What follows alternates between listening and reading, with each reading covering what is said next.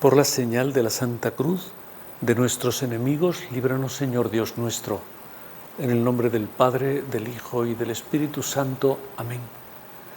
Señor mío y Dios mío, creo firmemente que estás aquí, que me ves, que me oyes. Te adoro con profunda reverencia.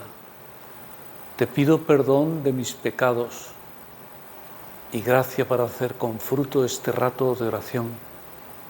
Madre mía Inmaculada, San José, mi Padre y Señor, Ángel de mi guarda, interceded por mí.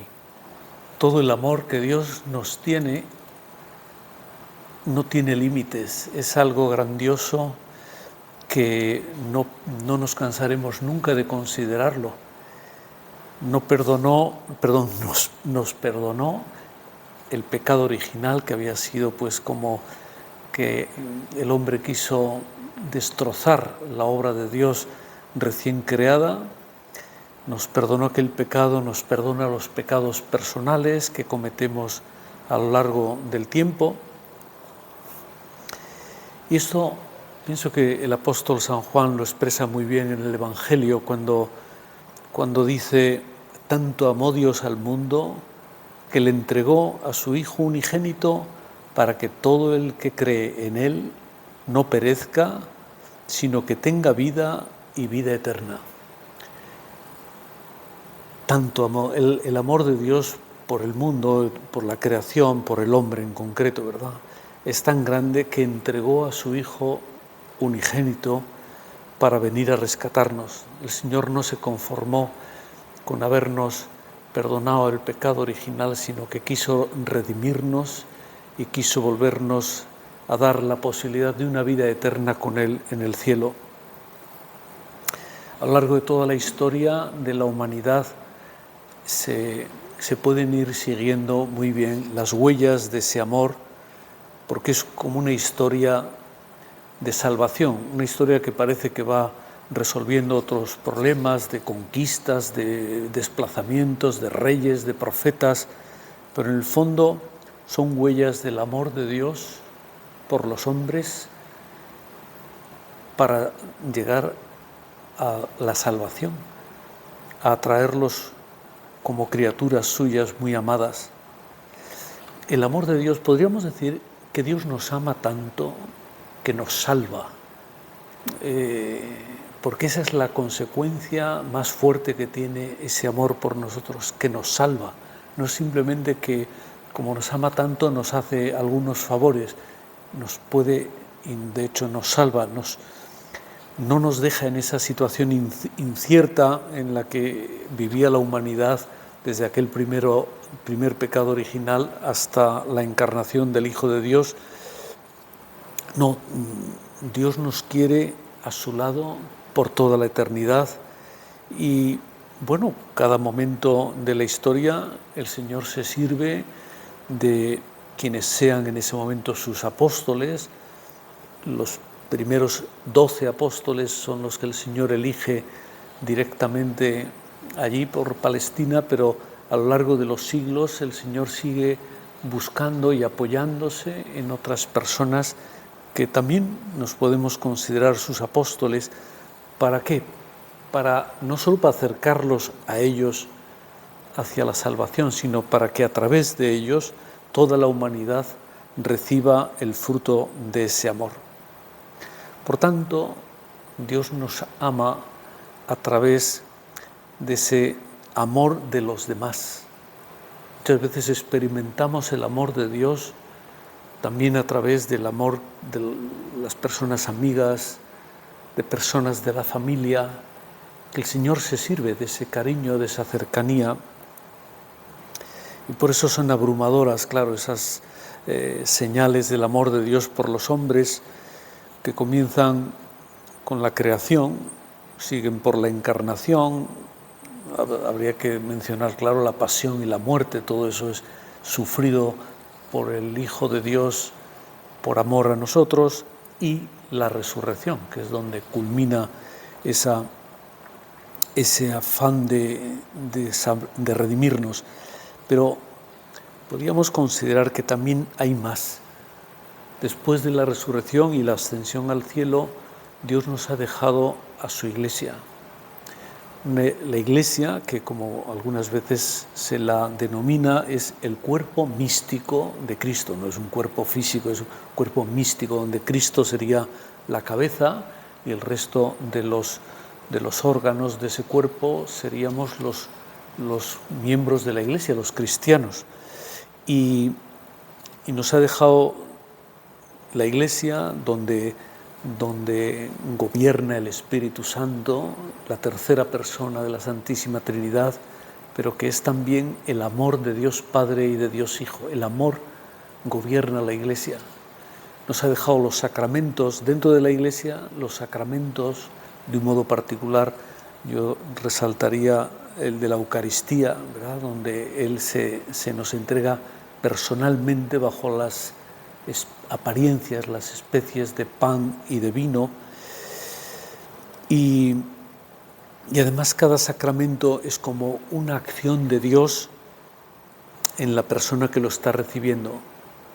Quizá aparentemente es una cosa, pues no sé, de un significado muy pequeño, pues un poco de agua en la cabeza de un recién nacido, una señal de la cruz a alguien que se está confesando, pero en ese momento, sobre esa persona que lo recibe, está ocurriendo una acción de Dios en las almas. Y hemos recibido desde el momento del bautismo como esa invitación a formar parte de la Iglesia, a incorporarnos al cuerpo místico, y precisamente por eso, al formar parte con Cristo de un único cuerpo, la Iglesia, siendo Cristo el Hijo de Dios, todos nosotros pasamos a ser también hijos de Dios. Él es Hijo, el Hijo único de Dios, ¿verdad? Pero nosotros utilizamos la denominación de hijos adoptivos, porque no podemos ser también hijos de Dios en el mismo sentido que Cristo, pero hijos de Dios, hijos adoptivos. Y hay un momento cuando Benedicto XVI, el Papa que siguió a San Juan Pablo II, cuando comienza la primera encíclica que escribió, Deus Caritas Est, Dios es amor, pues escribía como haciendo un preámbulo, ¿verdad?, a lo que viene después en esas páginas: deseo hablar del amor del cual Dios nos colma y que nosotros debemos comunicar a los demás. El amor de Dios, que lo recibimos, que lo percibimos, que nos beneficiamos de él, debemos comunicarlo a los demás. El amor de Dios es un amor sin medida,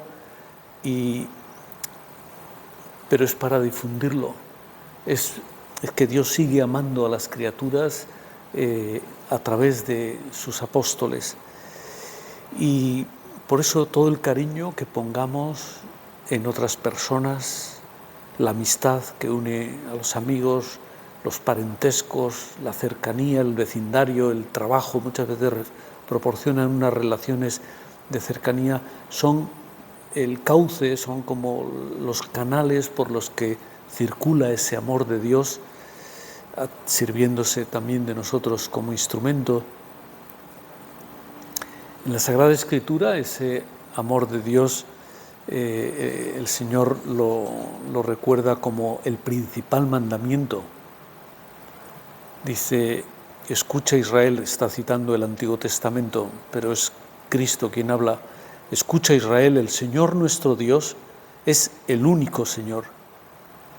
Estamos en una época en la que predominan las idolatrías y religiones con muchas divinidades. Es el único Dios. Así se expresa el Señor Yahvé cuando se dirige a su pueblo.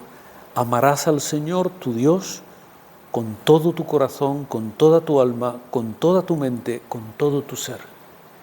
Ese Dios reclama todo el amor de la criatura porque es el único Dios.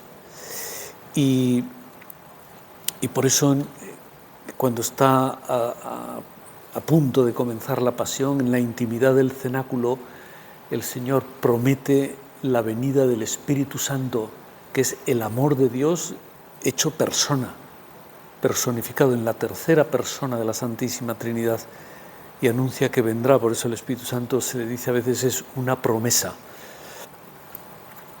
Hay una antigua oración litúrgica que contiene una petición al Espíritu Santo. Dice, la leo primero en latín: Ure igne Sancti Spiritus. Espíritu Santo, enciéndenos en el fuego de tu amor. Claro, tiene toda esa fuerza de parecernos a ese fuego de amor, o ese amor que quema y que lo purifica todo, y que nos quisiéramos parecer a esa manera en que Dios nos ama y ama también a los demás. Por tanto, Dios es un ser cercano a los hombres, y precisamente una manera de hacerse cercano, no es la única, pero una manera de que notamos la cercanía de Dios es el amor que Él nos tiene. Ese modo de actuar, de amar, podríamos decir, de Dios, adquiere, claro, una forma más radical, más extrema en el momento de la encarnación, porque es un Dios que tiene nuestra misma naturaleza a partir de ese momento, y por tanto puede expresar con los gestos que a los hombres nos es más fácil comprender y entender: la sonrisa, una caricia, un abrazo, un comentario en un tono de voz suave que llena de paz el alma de quien lo escucha. Efectivamente, con Jesucristo, el mismo Dios es quien va detrás de la criatura. Es Dios que no se conforma con esperar a que la criatura se porte bien, sino que Dios se acerca al hombre de una manera muy excepcional, muy única, ¿no? Que es adquiriendo nuestra naturaleza humana. Y así pues puede salir al paso de nuestras miserias, de nuestros extravíos, de lo que sea, ¿no? Más propiamente se podría decir que Dios va detrás del hombre singular, no solo de la humanidad, que sería la idea, el concepto genérico, pero va buscando a cada hombre, cada mujer está en el punto de mira del Señor, que viene a buscarla, como el mismo Cristo lo expresa cuando habla de esa parábola de la oveja perdida. El pastor no sale a buscar ovejas en general o cualquier oveja, sale a buscar la que a él se le ha perdido, y sabe los recorridos que ha hecho y dónde podría estar, y por eso va por ella, aunque tenga que dejar a las otras 99 esperando, ¿no? Así se nos acerca el Señor con un cariño, con un amor sin medida. Es un amor que ha llevado a Dios a crear al hombre, a darnos nuestra capacidad de existir, de ser de esta manera, y luego no solo crearnos, sino también redimirnos. Otras criaturas también han sido creadas con una naturaleza distinta, totalmente distinta, pero el hombre además de creado ha sido redimido. Todo esto son señales de qué cerca está el Señor de nosotros, más cerca que de ninguna otra criatura. Dios no se ha hecho un ángel, Dios no se ha hecho una planta, Dios se ha hecho hombre. Esa cercanía de Dios con nosotros también nos lleva, como de la mano, a acercarnos nosotros mucho más a Él. Claro, hay que reconocer a lo largo del camino de nuestra vida, pues esas señales, esas huellas de dónde está Cristo, por dónde va Cristo, para seguirle,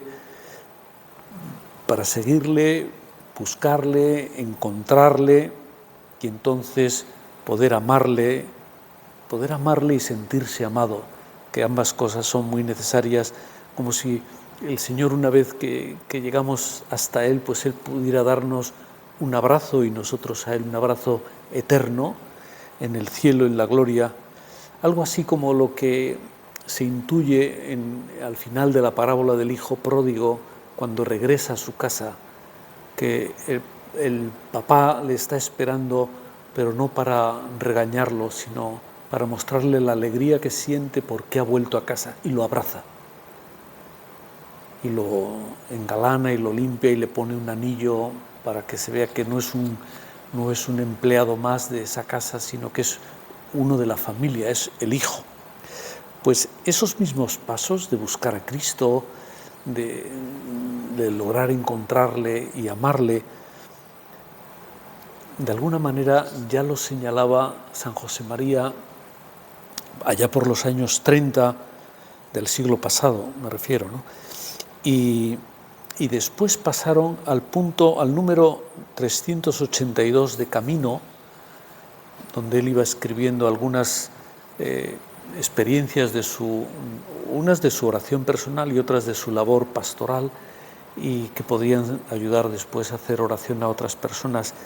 Y en ese punto de Camino él escribe, no lo leo entero, pero dice: que busques a Cristo, que encuentres a Cristo, que ames a Cristo. Dice, son 3 etapas clarísimas, como quien tiene experimentado que esos pasos hay que darlos. Y no podemos esperar, no sé, que ya estemos en la última etapa si no hemos hecho el esfuerzo de buscarle, de seguirle, de no confundirlo con otros dioses, entre comillas, encontrarle verdaderamente a Él y amarle, entregarse a ese amor. Esas palabras que escribió en ese punto, que pasaron ese punto de Camino, proceden, quizá muchos de los que están escuchando conozcan la historia, pero proceden, para quien no lo sepa, de una dedicatoria que José María Escrivá, entonces era un joven sacerdote, escribió en un libro sobre la pasión del Señor que le acababa de regalar a un muchacho con el que estaba hablando.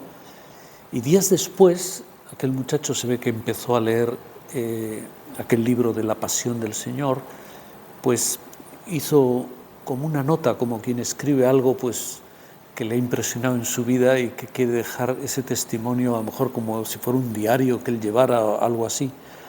Escribe: el Padre me habló de las cosas del alma, no de los problemas políticos. Hay que tener en cuenta que estamos en los años 30, 33 en concreto, que eran muy convulsos en España en concreto, y debía ser muy normal que todo el mundo, cuando hablaba y comentaba cosas de la política. Y dice, no me habló de problemas políticos, me aconsejó, me animó a ser mejor. Recuerdo que antes de despedirme, el Padre cogió un libro que estaba usado por él y en la primera página puso, a modo de dedicatoria, estas 3 frases: que busques a Cristo, que encuentres a Cristo, que ames a Cristo. Y debajo pone la fecha, Madrid, 29 de mayo de 1933. Aquel libro era la historia de la pasión del padre Luis de la Palma. Es un libro muy conocido, por lo menos para quien lleva una vida cristiana y quiera conocer más cosas o rezar sobre los acontecimientos de la pasión del Señor, ¿no? Pues en ese proceso de acercarnos a Cristo es donde el Señor nos revela a cada uno los sueños, los proyectos que tiene para nosotros. Este es como, o querría que fuera el mensaje de la meditación, ¿no? Cómo descubrir qué planes tienes, Señor, para mí, para mi vida, cuál es el sentido de que yo haya venido a este mundo, de que haya venido en esta época concreta de la historia, en este ambiente, en esta familia, en esta ciudad. Pues eso se nos hace más evidente al tratar a Cristo, al acercarnos a Él, al encontrarnos con Él, al amarle. Ser capaces de entender los sueños de Dios para cada uno. Es como si Cristo nos entregara un mapa Quizá esto me vino a la cabeza pensando en cómo funciona Google Maps, que uno le pone una dirección que a veces por medio uno siente como que no vamos bien, o yo esto no me suena de nada. Entonces, si uno mira el mapa o lo amplía para ver de dónde salió y a dónde quiero ir, pues como que el Señor nos entregara un mapa en ese momento en que le encontramos y se ve ahí bien señalada la carretera por la que vamos, en la que estamos en ese momento en que miramos el mapa. ¿Cómo hemos llegado hasta allí? Pues he venido por aquí, he subido para arriba, pero también el Señor nos muestra en ese mismo mapa cómo continúa la ruta, por dónde va. Y podemos saber, me espera ahí pues una acumulación, o hay un accidente en la carretera, o me va a sacar de ahí, me lleva por una montaña. Bueno, uno pues ve que sí, que esa ruta tiene altibajos, pero llega hasta el sitio donde quiero ir. Incluso Google Maps te dice cuánto vas a tardar. El Señor no nos dice cuánto nos queda de vida, claro, porque si no sería angustioso vivir así, ¿no? Dios está siempre muy pendiente de las necesidades de sus criaturas, pero especialmente está pendiente de las necesidades de los hombres. Hay un cuidado de Dios, muchas veces se utiliza la expresión, hay una providencia divina. Por eso hay personas que cuando les ocurre algo que no esperaban, a veces dicen, ¡ay, qué casualidad que me encontré! Y hay a veces alguien que dice, bueno, no es casualidad, es una providencia divina, ¿no? Dios provee las cosas de tal manera que parece que coincidió todo casualmente. Pues sí, Dios tiene un cuidado por los hombres que le lleva a cuidar de nuestras necesidades verdaderas. Hay otras que a veces nos parecen a nosotros muy urgentes, muy importantes, y como que el Señor no nos hace caso. Es que quizá no tienen mucho valor, por lo menos no es que no tengan valor para Dios tienen valor porque tienen valor para nosotros, no tienen valor para nuestra santificación, y por eso el Señor como que eso puede esperar o incluso no hace ninguna falta. Hay un momento también en el Evangelio en que el Señor dice a los que le están escuchando, buscad el reino de Dios y su justicia, y todo lo demás se os dará por añadidura. Es decir, de lo demás ni os preocupéis. Yo sé lo que os hace falta y yo lo daré, pero tenéis que enfocaros en lo importante. Pues ese es el amor de Dios, y además es un amor que resulta como más evidente cuando estamos palpando qué grande es la misericordia de Dios con nosotros. Cuánto nos amas, Señor, particularmente pues cuando recibimos el sacramento de la penitencia, cuando notamos que todo aquello que nos pesaba, que nos desalentaba, que nos hacía reconocer pues nuestra nada y nos paralizaba, pues el Señor lo perdona, nos libera de un peso que nos aplastaba, pasa la página y otra vez salimos, volvemos a la lucha. Qué grande es ese amor misericordioso de Dios, que no solo no nos castiga, nos perdona. Hay un punto del libro de Forja que dice San José María, dale vueltas en tu cabeza y en tu alma. Señor, ¿cuántas veces caído me levantaste y perdonado me abrazaste con tu corazón? Hace esos contrastes de situaciones, ¿no? Caído me levantaste. Cuando uno tropieza, cuando uno se cae, cuando uno, por lo que sea, a veces porque es un bebé, a veces porque es demasiado mayor la persona, pues le cuesta levantarse. Y perdonado, eso fue el volvernos a poner de pie, me abrazaste contra tu corazón. Me hiciste notar que tú seguías confiando en mí, que tú me querías. Pues con el tiempo nos vamos dando más cuenta, porque a veces, quizás no del todo conscientes, también nosotros somos capaces de transmitir ese amor de Dios por los demás. En primer lugar, lo decía antes, a través de nuestra amistad. El Señor se sirve del cariño, de la confianza que existe siempre entre los amigos, entre las amigas, para meterse en el corazón de los demás. Entre dos personas que tienen esa confianza, casi solo con 2 o 3 palabras se dicen muchas cosas, no necesitan preámbulos, y es el amor de Dios que se sirve de esas frases, de ese cariño que hay entre ellos para llegar al corazón del otro. Y así podemos ir como encendiendo en el amor de Dios los corazones de los hombres, de las personas que nos encontramos a nuestro alrededor. Eso es lo que llamamos habitualmente el apostolado. Es como llevando ese fuego del amor divino.